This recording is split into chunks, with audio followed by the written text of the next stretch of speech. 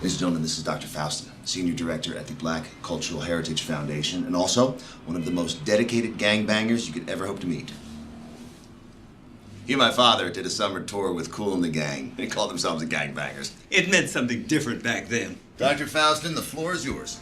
As much as the BCHF exists to combat prejudice and racial injustice, sometimes our job involves protecting the African American community from themselves. Black on black crime.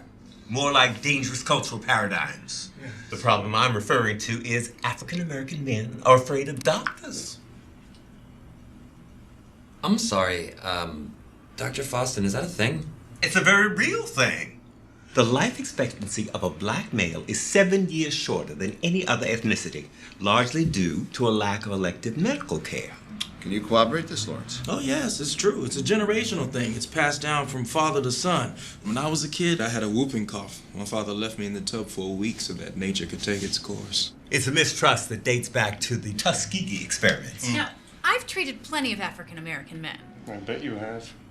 As far as stereotypes go, it's a fairly obscure one. Like, certain stereotypes are ubiquitous, you know? Yeah, like all Asians are good at math. Yeah. Or all white people love waiting in line. All white people love waiting in line. Where did you come up with that? You did. Disneyland, American Idol, if there's a line to get in, white folks go crazy for it. You try to see Hunger Games at midnight, why would you wait in line for a movie anyway? It's playing all day, every day. Native Americans can subsist on nothing but berries for months at a time. Patrick, that's medically impossible. It's not medical, it's cultural. Like if you fake shoot a Japanese person, they have to play dead. No, I've seen that on YouTube. Thank you, sir. Japanese As intriguing as it may be to indulge in this tornado of abject racism, perhaps our efforts would be best directed at the stereotype Dr. Faustin is brought before us today. To bring awareness to the issue through a positive lens, you begin with a gesture like a series of high-profile African-American medical scholarships. And then from a generational standpoint, you offer tax incentives to doctors who volunteer time in public schools in order to rebuild that community of trust, starting with the African-American youth and then hopefully permeate itself upward. Some excellent suggestions, Mr. Sevilla. No matter how much you punch a Mormon, they'll never fight back. Where do you hear this garbage? Travel. Talk to people. Patrick, you underestimate the power that words have.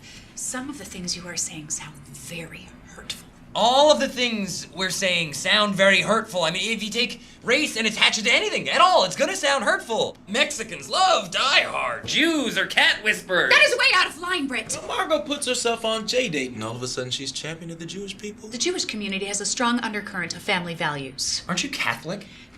It isn't hurtful if you highlight a positive trait. Like the Polish have incredible lower body strength. If you take a fair-skinned Nordic person, expose them to extreme sunlight, they'll glow in the dark for a few seconds. Patrick, that's just insane. I'll prove it. I just need a pasty Norwegian boy. I know a guy. Did it occur to anyone that an organization that advocates for an entire culture might think of things in slightly more nuanced terms?